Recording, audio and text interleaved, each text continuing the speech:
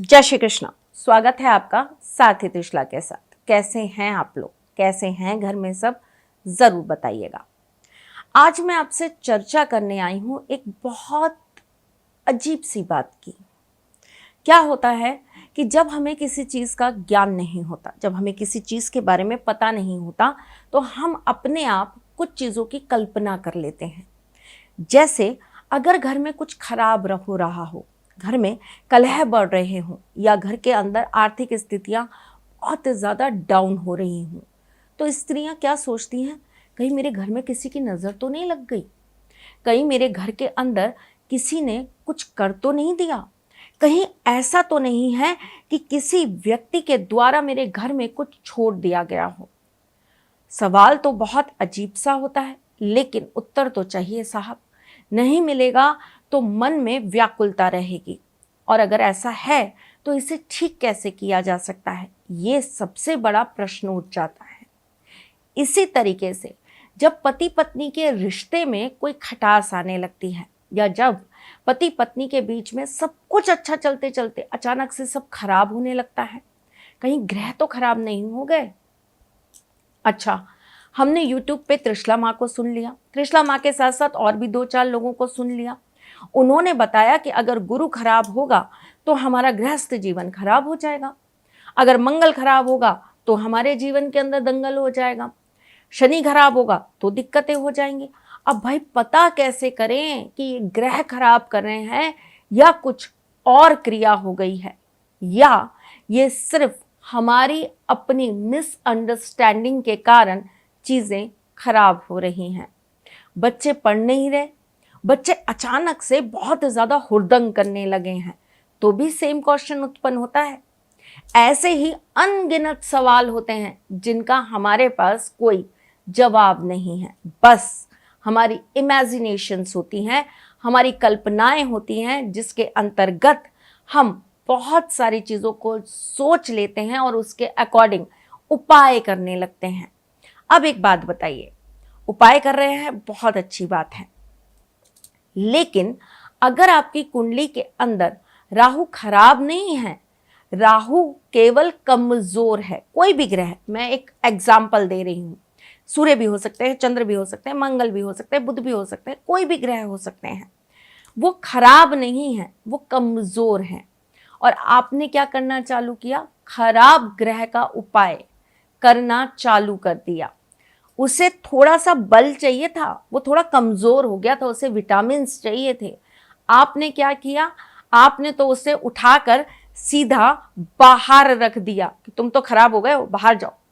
अरे नहीं भाई, खराब नहीं है, उन्हें थोड़ा सा बल चाहिए। दोनों चीजों में अंतर है ना मेरी जान।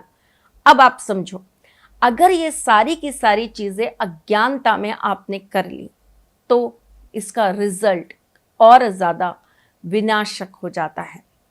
अक्सर लोग यही गलती करते हैं, छोटे से छेद को एक बड़ा सुराग बना देते हैं, सुरंग खोद देते हैं अपने घर के अंदर, और फिर उसका खामियाजा पीढ़ी दर पीढ़ी भुगतती रहती है। आज हम इस चीज़ को ख़त्म करने आए हैं, आज हम आपकी समस्या का निदान करने आए हैं। लेकिन इससे पहले ये बताऊंगी कि मैं कौन हूँ। मैं आपके एस्ट्रोलॉजर हूँ, वास्तुशास्त्री हूँ, चेहरा भी पढ़ती हूँ, आवाज़ भी पढ़ती हूँ, और हाथों की लकीरें भी पढ़ लेती हूँ। चूँकि आपकी सारथी हूँ, इसलिए आपको जीवन का सार देने चली आती हूँ। आपके घर में तंत्र हुआ है या नहीं, ये जानना कैसे सरलता से पता कर सकते हैं। अगर कुछ भी खराब अचानक से होने लगा, तो इसका कारण कोई नज़र है, कोई तंत्र है, कोई नेगेटिविटी है, कोई बुरी आत्मा है, या कोई बुरी चीज़ है, ये कैसे पता चलेगा? मैं बताती हूँ, ऐसे पता चलेगा। आपको मंगलवार के दिन एक तांबे के लोटे के अंदर एक सिक्का डाल देना है, जल भर देना है, और उसके बाद उस जल में थोड़ा सा आपको चंदन का इत्र मिला देना है। रात भर उसे आप अपने घर के किसी भी ऐसे पोर्शन पे रख दीजिए जहां पे ना वो ढुले, ना उसको कोई पैर मारे, ना ही कोई उसको रात को छेड़े। घर के प्रत्येक सदस्य के उठने से पहले आपको ये लोटा लेकर किसी पेड़ में डाल देना है, और आपको सिक्का भी वहीं छोड़ाना है। घर के बाहर करेंगे तो ज़्यादा अच्छा रहेगा। 3 दिन लगातार ये काम करना। अगर 1 हफ्ते के अंदर अंदर वो पौधा मुरझा जाता है, मर जाता है, या वो पौधा पूरी तरीके से पीला पड़ जाता है, तो आप मान लीजिए कि आपके घर के ऊपर तंत्र हुआ है। आप मान लीजिए आपके घर के ऊपर कोई बहुत बड़ी क्रिया हुई है। दूसरी चीज़ जिससे आप पता कर सकते हैं कि क्या ऐसा हुआ है या नहीं हुआ है, 1 ग्लास पानी ले लीजिए, तारीख नोट कर लीजिएगा, जिस भी दिन आप ये कार्य करें, 1 ग्लास पानी ले लीजिए, उसे आप 1/4 भर दीजिए। उसके अंदर आप एक नींबू डाल दीजिए, एकदम ताज़ा, पुराना नींबू मत डालिएगा, एकदम ताज़ा, हरा नहीं चाहिए, हल्का पीला होना चाहिए, छोटे साइज का डालिएगा। उसके बाद आप उस ग्लास को अपने घर में कहीं ऐसी जगह रख दीजिए जहां पर लोगों की दृष्टि तो जाए पर कोई उसे छू ना पाए, हाथ ना लगा पाए। आपको जिस डेट को आप रखेंगे ना, उस डेट से नोट करना है कि कितने दिन में ये पानी सूख जाता है, या कितने दिन में आपका ये जो नींबू है ये खराब होना चालू हो जाता है। अगर 7 दिन के अंदर अंदर ये क्रिया हो जाती है, पानी सूख जाता है या नींबू खराब हो जाता है, तो आपके घर पर तंत्र, नजर, बुरा साया है। अगर ये 7 दिन से ज़्यादा का समय लेता है तो ऐसा कुछ भी नहीं है।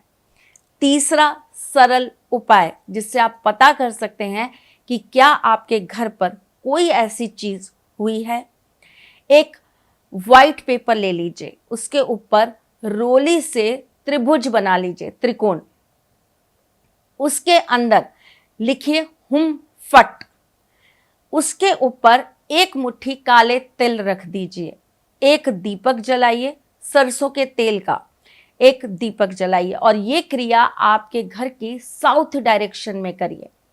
जितनी देर दीपक जलता है अपने घर में घूमकर, पूरे घर के अंदर घूमकर ये महसूस करने की कोशिश कीजिए कि क्या आपको भारीपन लग रहा है, क्या आपको अपने अंदर कुछ अजीब सा महसूस हो रहा है, क्या आपकी तबीयत ऊपर नीचे हो रही है, क्या आपके साथ कोई ऐसी चीज़ हो रही है जो नॉर्मल नहीं है, अचानक से आपका रोने का मन कर रहा है, या अचानक से आपको बहुत ज़्यादा गुस्सा आ रहा है।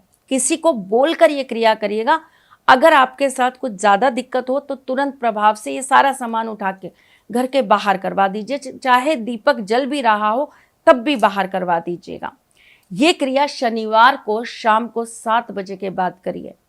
आपके घर में नेगेटिविटी है नहीं है आपको खुद को महसूस हो जाएगा। वैसे ही अमावस को भी की जाती है, लेकिन अमावस को मैं आपको सजेस्ट नहीं करूंगी बिना किसी गुरु या बिना किसी ब्राह्मण के।